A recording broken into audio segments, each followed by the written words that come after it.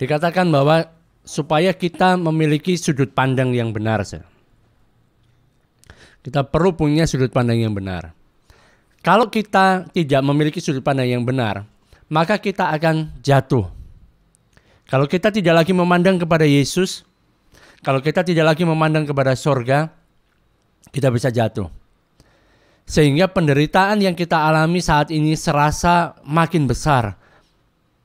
Setiap hari penderitaan kita, penganiayaan yang kita alami rasanya makin besar, makin berat, makin membebani kita sehingga kita bisa jatuh. Kita kehilangan pandangan akan masa depan. Kita nggak bisa melihat apa yang tidak kelihatan itu. Kalau saudara bertanya kan, saat ini di manakah Yesus gitu? Saudara harusnya tahu di mana Yesus saat ini, sekalipun saudara tidak melihat Dia. Saudara perlu memperhatikan tentang apa yang sudah Dia alami dan sekarang apa yang telah Dia capai. Dia duduk di atas tahta. Tuhan Yesus mengatakan kan, barang siapa yang menang, dia akan kududukkan bersama-sama dengan aku di atas tahtaku. Sebagaimana aku pun telah menang dan duduk bersama-sama dengan Bapa-Ku di atas tahtanya. Kita juga akan duduk di atas tahta, saudara. Kalau saudara menginginkan mendapatkan mahkota, maka tentunya saudara dan saya, kita mampu untuk melalui penderitaan. Nggak ada mahkota kalau nggak ada penderitaan, saudara. Karena itu kita perlu menghadapi satu fakta, bahwa kehidupan kekristenan itu memiliki banyak masalah. Jangan percaya pada orang yang mengatakan kalau kamu datang kepada Kristus, maka kamu tidak akan dapat masalah lagi. Semua permasalahanmu akan semuanya beres. Gak akan pernah kamu dapat masalah lagi. Itu dusta, saudara. Itu bohong. Ada orang-orang berusaha supaya mereka menjadi orang percaya, menjadi orang Kristen, kemudian mengatakan hal yang bohong. Kalau kamu datang pada Kristus, tidak akan ada masalah lagi. Bohong. Kenapa? Karena Tuhan Yesus sendiri mengatakan, aku katakan semuanya ini supaya kamu punya damai sejahtera di dalam aku, bahwa di dalam dunia ini kan, kamu menderita penganiayaan. Tuhan Yesus sendiri yang mengatakan, kalau kamu ada di dunia ini, kamu menjadi orang yang percaya kepadaku, ada penganiayaan. Bahasa Inggrisnya tribulation, ada tribulasi. Artinya bukan masalah yang kecil-kecil, masalah yang besar, penganiayaan yang besar. Tapi Tuhan Yesus mengatakan, tetapi kuatkan hatimu. Aku telah mengalahkan dunia. Ada penganiayaan, ada permasalahan yang besar. Hal berikutnya kan, tentang kita berada di dalam perlombaan ini kan. Saat kita menjadi orang percaya, saat kita menjadi orang Kristen, kita itu menjadi orang-orang yang menderita lebih banyak dibandingkan sebelum kita jadi orang Kristen. Setelah kita jadi orang Kristen, kita mengalami penderitaan yang jauh lebih banyak. Kenapa demikian? Karena setelah kita menjadi orang Kristen, sekarang kita punya Bapa di sorga. Dan Bapa di sorga ini nggak diam saja, Dia mendidik kita, Dia mendisiplin kita, Dia menghajar kita. Semua permasalahan yang datang pada diri saudara sebagai orang percaya itu diizinkan oleh Allah supaya terjadi dalam kehidupan saudara. Karena itu saat seorang Kristen masuk di dalam masalah, pertanyaan pertama yang perlu untuk ditanyakan kepada dirinya dia sendiri dan juga kepada Tuhan adalah, apa sih yang mau diajarkan oleh Bapakku kepadaku melalui hal ini? Apa yang mau Dia sampaikan kepadaku? Ini adalah pertanyaan yang penting, karena dalam hal ini, dalam konteks ini ya, kita melihat bahwa permasalahan itu berasal dari Allah. Dalam konteks ini. Justru kan, saudara, kalau masalah itu datang bukan dari Allah, kita perlu khawatir. Kita perlu khawatir. Saudara ingat ya, kita sedang berbicara dalam sudut pandang surat Ibrani.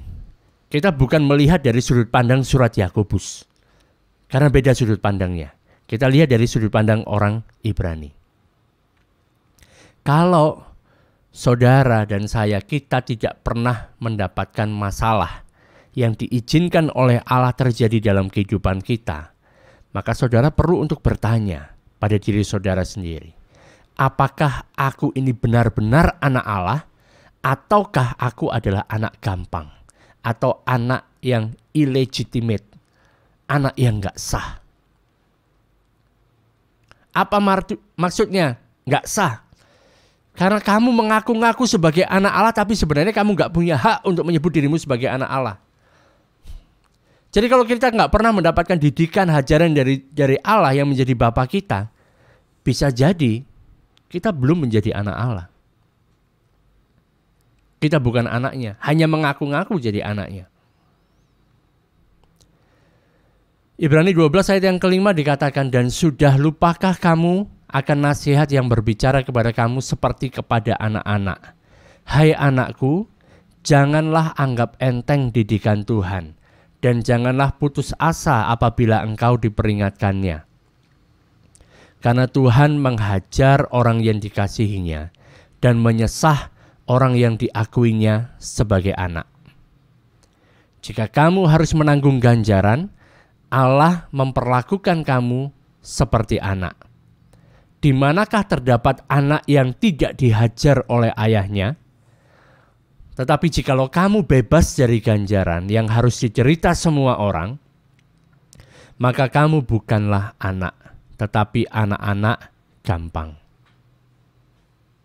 Nah, kita akan melihat apa yang dimaksudkan di sini. Ini bicara tentang fatherhood, bicara tentang pembapaan. Allah menjadi bapa kita. Saudara pernah enggak misalnya mendengarkan ada orang yang mengatakan, seorang ayah berkata tentang anaknya yang sudah remaja kan. Dia bilang, aku sudah gak bisa apa-apa lagi lah sama dia. Aku gak bisa menasehati dia. Apapun yang aku katakan gak pernah didengar oleh dia. Aku sudah angkat tangan, gak bisa lagi. Kemungkinan besar yang terjadi adalah sejak mulai anak itu masih kecil, si ayah ini juga gak pernah melakukan apa-apa bagi anak ini. Sehingga dia nggak bisa kontrol anak ini saat dia beranjak dewasa. Karena di banyak rumah tangga kan, mungkin kita bisa menemukan yang mendisiplin anak itu lebih banyak adalah ibunya. Ayahnya nggak mau tahu, yang penting dia bekerja, mencari nafkah, kasih duit, sampai rumah, udah tiduran, istirahat, merokok-rokok, minum tua misalnya.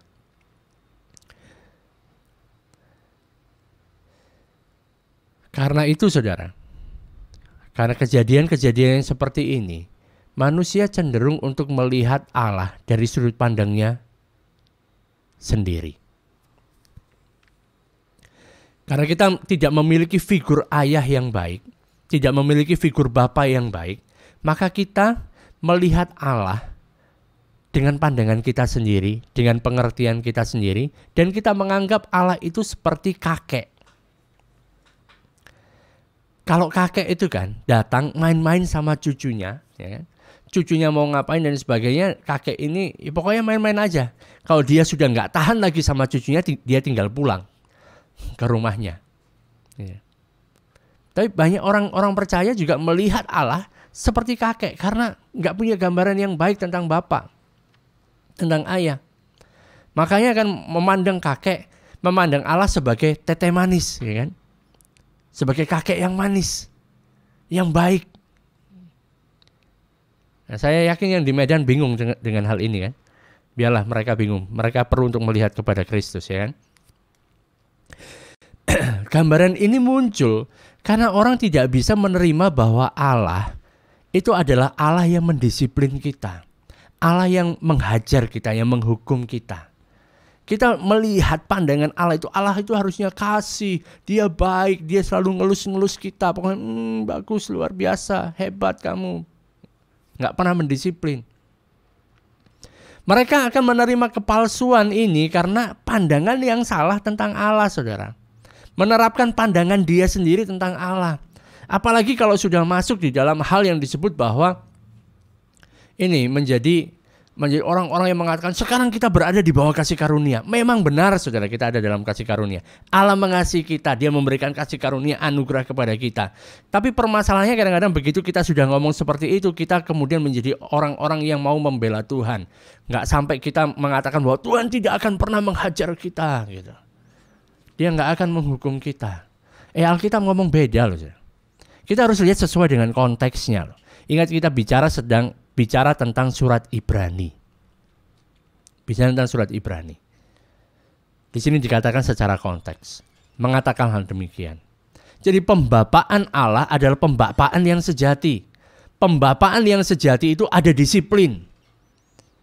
Kasih yang sejati itu punya disiplin, saudara. Mendisiplin. Dan saudara perlu ingat bahwa surat ini kan dituliskan kepada jemaat yang ada di Roma. Kita sudah lihat dalam latar belakang. Surat ini diberikan kepada jemaat yang ada di Roma. Di Roma itu ada satu hukum di sana yang berlaku bagi orang-orang Roma. Namanya adalah Patria Potestas. Nah, ini hukumnya. Namanya Patria Potestas, artinya the power of a father. Di dalam hukum ini orang-orang Roma mengetahui bahwa seorang ayah itu diberikan kuasa yang absolut terhadap anaknya. Dia punya hak sepenuhnya atas anaknya dan negara nggak bisa ambil campur di sana. Nggak bisa turut campur. Jadi yang bisa mengatur anaknya, yang memberikan segala sesuatu, yang memutuskan kehidupan anaknya itu adalah si bapak, si ayah. Jadi seorang ayah Romawi karena hukum ini Patria Potestas, dia punya hak untuk menjual anaknya sebagai budak. Punya hak. Kalau misalnya anaknya melakukan kesalahan, maka si ayah ini punya hak untuk membunuh anaknya. Waktu dia membunuh anaknya, dia nggak bisa ditangkap oleh hukum negara. Karena ada ini, Patria Potestas, itu adalah anaknya. Seorang ayah Romawi yang mendisiplin anaknya dengan baik akan menghasilkan anak yang baik. Ini latar belakangnya, saudara. Tentu saja dengan kebebasan seperti ini dari seorang ayah, ada orang-orang, ada para ayah yang menyalahgunakan kebebasannya. Memang pasti ada gitu. Tetapi hukum ini berlaku, saudara. Hukum ini berlaku bagi orang-orang Romawi selama si ayahnya itu masih hidup. Berapapun usianya. Jadi kalau misalnya ayahnya sudah umur 80 tahun, anaknya sudah umur 60 tahun, sudah punya cucu bahkan. Selama ayahnya masih hidup, si anak ini tetap tunduk kepada ayahnya. Itu yang terjadi, namanya Patria Potestas. Ada disiplin. Dan waktu didisiplin oleh bapak duniawi itu, gak enak. Saudara coba ingatlah dalam kehidupanmu, kalau kamu punya ayah atau bapak yang mendisiplin kamu punya ayah yang baik. Dan waktu didisiplin itu gak enak. Saya zaman dulu didisiplinnya itu menggunakan bantuan Menteri Kebersihan Cina. Namanya adalah kemoceng. Anda tahu kemoceng? Rotan yang ada bulu ayamnya itu. Wah, itu sangat sakit kalau kena itu. Kalau nggak percaya, coba sendiri nanti. Nggak enak waktu didisiplin, saudara. Kalau saudara dan saya, kita datang kepada Kristus, kita kemudian mengenal ada Bapa Sorgawi. Waktu Bapa Sorgawi mendisiplin saudara dan saya, itu juga menyakitkan. Tetapi kan, kalau kita tidak didisiplin oleh Bapa Sorgawi, maka statusmu sebagai anak itu dipertanyakan. Kamu beneran anaknya atau bukan? Kalau dia tidak pernah mendisiplin kamu. Seorang bapak yang baik itu waktu mendisiplin itu dia punya tujuan. Bapak yang baik tidak akan menyalahgunakan otoritasnya. Bapak yang baik itu waktu dia menghukum anaknya, itu bukan untuk memuaskan amarahnya dia sendiri. Bapak yang baik waktu dia mendisiplin anaknya, melakukan dengan tujuan supaya anaknya ini bisa bertumbuh dewasa sebagai pribadi-pribadi yang unggul. Ini Bapak kita di sorga melakukan seperti itu. Dia menghukum kita, dia mendisiplin kita, dia menghajar kita. Bukan karena dia mau melampiaskan amarahnya pada kita. tetapi dia mau membawa kita menjadi pribadi yang unggul. Mengajar kita, mendidik kita. Seorang bapak yang baik itu akan melihat ke masa depan, bukan melihat pada masa kini saja. Oleh karena itu bapak yang baik, karena dia melihat pada masa depan, apa yang akan terjadi pada anakku ini nanti, karena aku sangat mengasihi dia, maka saat ini kalaupun diperlukan aku harus melakukan sesuatu hal yang menyakitkan buat dia, aku akan lakukan demi masa depan dia yang baik. Itu bapak yang baik. Dan mengapa hal ini dilakukan oleh Allah? Karena apa? Karena jalur perlombaan yang kita jalani itu berbicara tentang kekudusan di dalam kehidupan kita pada saat ini. Supaya nanti ada sukacita di kehidupan yang akan datang. Bukan kebalikannya. Bukan saat ini sukacita, senang, bahagia, happy, tapi nanti baru dikuduskan. Bukan begitu. Jalur yang ditetapkan Allah itu mungkin tidak selalu mengalami sukacita pada waktu kita di bumi ini, saudara. Tetapi ada kekudusan. Dan setelah itu kita mendapatkan sukacita. Allah sangat mengasihi kita sehingga dia siap membuat kita menderita kalau hal itu bisa membantu kita menjadi orang yang kudus. Menjadi orang yang terpisah dari dunia ini. Ini kasih yang luar biasa. Ada contoh kan, suatu kejadian. Ada seorang ayah, dia memutuskan tentang seorang anak perempuannya. Dia putuskan, oke lah, kita potong saja kedua kakinya. Kedua kaki anak perempuanku ini, kita harus potong. Dipotonglah. Mengapa dipotong? Karena kedua kakinya ini sudah mulai membusuk. Ada gangren. Kalau nggak dipotong, maka si anak perempuan ini akan mati. Si ayah harus mengambil keputusan yang berat. Dia harus mengambil keputusan yang menyakitkan.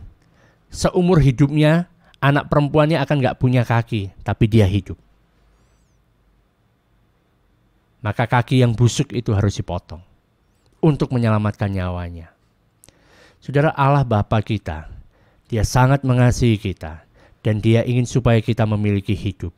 Dan dia siap untuk menyebabkan rasa sakit kepada kita agar kita tetap hidup. Ayat 9 mengatakan, selanjutnya dari ayah kita yang sebenarnya kita beroleh ganjaran dan mereka kita hormati. Kalau demikian bukankah kita harus lebih taat kepada Bapa segala roh supaya kita boleh hidup. Sebab mereka yang mendidik kita dalam waktu yang pendek sesuai dengan apa yang mereka anggap baik. Tetapi dia menghajar kita untuk kebaikan kita, supaya kita beroleh bagian dalam kekudusannya. Saudara, Bapa di dunia menghajar anaknya menurut pandangan mereka apa yang dianggap baik. Kadang-kadang yang mereka anggap baik itu tidak baik bagi kita. Tetapi Allah Bapa kita di sorga, waktu dia mendidik kita, waktu dia menghajar kita, dia tahu apa yang terbaik bagi kita. Dia mau supaya kita mengambil bagian dalam kekudusannya. Dia mau supaya kita kan menjadi saksinya. Orang melihat kita, mereka bisa melihat Allah yang luar biasa dalam kehidupan kita. Kita adalah orang-orang yang kudus. Dan memang tiap-tiap ganjaran pada waktu diberikan tidak mendatangkan sukacita. Siapa yang suka dihajar? Siapa yang suka dicambuk? Tidak mendatangkan sukacita tapi duka cita. Tapi kemudian ia menghasilkan buah kebenaran yang memberikan damai sejahtera kepada mereka yang dilatih olehnya. Kita tahu seperti apa Bapak kita, saudara. Kalau dia melakukan suatu hal yang menyakitkan bagi kita, kita mengenal Bapak kita adalah Bapak yang sangat mengasihi kita. Dan kalau waktu dia melakukan sesuatu mencambuk kita dan itu menyakiti kita, itu sebenarnya lebih menyakiti dia daripada menyakiti kita. Kita tahu Bapak kita seperti itu. Penulis Mazmur dalam Mazmur 119 ayat yang ke-67 mengatakan, sebelum aku tertindas, aku menyimpang. Tapi sekarang aku berpegang kepada janjimu. Dalam terjemahan yang lain mengatakan, sebelum aku dihajar, aku itu seenaknya. Tapi karena sekarang aku telah menerima hajaran itu, aku sekarang berpegang kepada janji Allah. Engkau baik, kata dia, dan berbuat baik. Ajarkanlah ketetapanmu kepadaku. Ini adalah contoh dari orang yang berlari di dalam perlombaan itu, saudara. Orang yang memandang kepada garis akhir. Dia mau menerima didikan, menerima hajaran itu supaya dia tetap bisa berlari. Sebab itu, di ayat yang ke-12, Ibrani 12, kuatkanlah tangan yang lemah dan lutut yang goyah. Dan luruskanlah jalan bagi kakimu, sehingga yang pincang jangan terpelecok, tetapi menjadi sembuh. Kita tidak berlari sebagai individu, saudara. Kita nggak lari sendirian, tapi kita berlari sebagai satu tubuh. Kita adalah tubuh Kristus. Saat kita berlari bersama-sama dalam jalur kita masing-masing, cara kita berlari akan mempengaruhi cara orang lain berlari. Karena itu, di ayat 14 dikatakan, berusahalah hidup damai dengan semua orang dan kejarlah kekudusan. Sebab tanpa kekudusan, tidak seorang pun akan melihat Allah. Dan diberikan contoh dari kehidupan Esau. Esau itu harusnya dia berlari, berada di dalam perlombaan. Harusnya dia menang. Harusnya dia menjalani kehidupannya sebagai anak sulung. Seharusnya dia yang menjadi bapak orang Israel, bangsa Israel. Tapi masalahnya dia didiskualifikasi. Mengapa demikian? Dia punya nafsu yang rendah. Dia mau kepuasan saat ini. Dia tidak memandang jauh ke depan. Orang yang sedang berlari, kemudian kehilangan fokus pada tujuannya, mencari kepuasannya sendiri. Orang yang semacam ini kan akan menjadi akar pahit dalam satu persekutuan. Kalau saudara pernah lomba lari kan, saya pernah mengikuti lomba lari jarak jauh gitu. Bukan maraton tapi jarak jauh. Lari, udah capek kan. Kemudian melihat di samping, ada orang yang jualan es. Wah, kayaknya kalau berhenti dulu minum es enak ini, ya kan? Bisa istirahat dulu, meluruskan kaki, baru setelah itu nanti berlari lagi. Kalau dengan cara seperti itu caranya, ya nggak sampai di tujuannya. Begitu sudah minum, begitu sudah makan, mau berlari lebih berat lagi. Kalau nggak percaya coba lakukan. Lebih berat lagi. Dan di sini dikatakan, penulis Ibrani mengatakan, orang-orang semacam ini akan menjadi akar pahit di dalam persekutuan. Ayat 15, jagalah supaya jangan ada seorang pun menjauhkan diri dari kasih karunia Allah, agar jangan tumbuh akar pahit yang menimbulkan kerusuhan dan mencemarkan banyak orang. Akar pahit di sini adalah bicara seperti racun. Artinya kan, seluruh persekutuan yang sedang berlari itu menjadi keracunan gara-gara ada orang-orang yang tabiatnya, yang kelakuannya seperti Esau. Ada orang-orang yang mereka menjadi cabul atau mempunyai nafsu yang rendah seperti Esau, yang menjual hak kesulungannya untuk sepiring makanan. Ngeri saudara, ayat 17 mengatakan sebab kamu tahu bahwa kemudian ketika ia hendak menerima berkat itu ia ditolak. Sebab ia tidak beroleh kesempatan untuk memperbaiki kesalahannya, sekalipun ia mencarinya dengan mencucurkan air mata. Saudara, ini peringatan yang serius ya. Kita itu nggak lari sendirian saja. Tapi kita sebagai tubuh Kristus kita berlari bersama-sama. Kita berlari dengan cara kita memandang kepada Yesus. Karena itu saudara, karena kita adalah satu tubuh Kristus, kita berlari menuju kepada Kristus, memandang kepada Kristus. Karena itu jangan ada Esau di antara kita. Bukan bicara jangan ada dusta di antara kita, tapi jangan ada Esau di antara kita. Katakan pada sebelahmu kalau yang punya sebelah, kamu bukan Esau ya. Jangan jadi Esau. Hal yang tragis dalam kehidupannya si Esau ini kan. Esau itu hidup di dalam penyesalan. Dia menyesali apa yang sudah dia lakukan. Tapi masalahnya dia nggak bisa bertobat dari sana. Dia nggak bisa memperbaiki kesalahannya. Bertobat artinya berubah pikiran. Hal ini sudah terjadi yang dia lakukan. Dia nggak bisa berubah pikiran. Oh ya, aku sekarang mau berubah supaya aku nggak usah makan, nggak usah menukarkan hak kesulunganku dengan semangkok kacang merah. Nggak bisa. Dia hanya bisa menyesal. Orang bisa menyesali konsekuensi dari apa yang dia lakukan, tapi dia tidak bisa mengubah pikirannya dari apa yang sudah dia lakukan. Dia sudah mengalami yang namanya diskualifikasi. Kalau sudah didiskualifikasi artinya nggak bisa ikut lomba lagi. Harusnya berlomba, berlari, malah dia berhenti minum es dulu, ketahuan sama penyelenggara, hingga kamu diskualifikasi. Mau lari seperti apapun nggak bisa menang. Nggak bisa ikut perlombaan lagi. Bisa menangis sampai menangis air mata darah kan, tapi tangisan itu tidak bisa mengubah apa yang sudah terjadi. Dikatakan sebab itu kuatkanlah tangan yang lemah dan lutut yang goyah. Luruskanlah jalan bagi kakimu, sehingga yang pincang jangan terpelecok, tetapi menjadi sembuh. Saudara, pandanglah kepada Yesus. Tanggalkan semua beban, tanggalkan semua dosa yang menghalangi. Beban bicara hal-hal yang baik juga, yang gak dibutuhkan itu. Tinggalkan, tanggalkan. Tekunlah terus berlari menuju garis akhir. Karena ada sukacita yang menanti kita. Mungkin kan, kita harus melakukan segala sesuatunya dengan hal-hal yang gak menyenangkan. Mungkin dalam perjalanan kita, dalam perlombaan kita ada hal-hal yang menyakitkan bagi kita sebagai orang Kristen. Tetapi kan, kita terus harus berjalan. Kita terus harus berlari. Kadang saudara, kita bisa melihat, kok ada orang ini gak percaya loh. Orang ini bukan orang Kristen. Kayaknya kehidupannya itu bahagia, sukacita. Kemudian kita heran, aku sudah percaya tapi kok seperti ini banyak penderitaan. Saudara, kelihatannya mereka bersukacita, tapi mereka sedang berjalan di tempat yang licin. Pemazmur mengatakan dalam Mazmur 73 ayat yang ke-16. Tetapi ketika aku bermaksud untuk mengetahuinya, hal itu menjadi kesulitan di mataku.